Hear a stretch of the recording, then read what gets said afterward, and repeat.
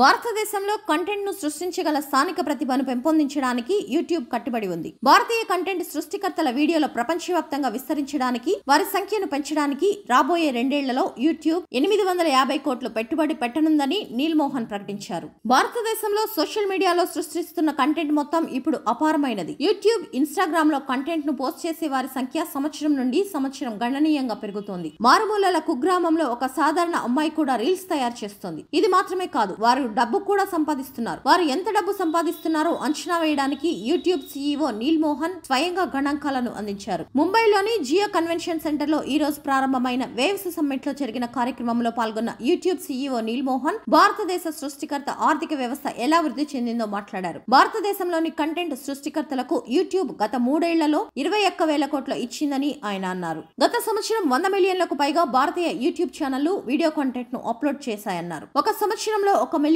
కంటే ఎక్కువ మంది సబ్స్క్రైబర్లను కలిగి ఉన్న భారతీయ యూట్యూబ్ ఛానళ్ల సంఖ్య 11,000 నుంచి 15,000 వరకు పెరిగిందని YouTube CEO Neal Mohan Waves Summit లో వెల్లడించారు. నరేంద్ర మోడీ యూట్యూబ్ ఛానల్ కు 2.5 కోట్ల మంది ఫాలోవర్లు ఉన్నారు. ప్రపంచవ్యాప్తంగా యూట్యూబ్ లో అత్యధిక ఫాలోవర్లు ఉన్న ప్రభుత్వ నాయకుడు నరేంద్ర మోడీ అని నీల్ మోహన్ అన్నారు. భారతదేశంలో కంటెంట్ ను సృష్టించగల స్థానిక ప్రతిభను పెంపొందించడానికి యూట్యూబ్ కట్టుబడి ఉంది. భారతీయ కంటెంట్ సృష్టికర్తల వీడియోల ప్రపంచవ్యాప్తానికి విస్తరించడానికి, వారి సంఖ్యను పెంచడానికి రాబోయే 2 ఏళ్లలో యూట్యూబ్ 850 కోట్లు పెట్టుబడి పెట్టనుందని నీల్ మోహన్ ప్రకటించారు.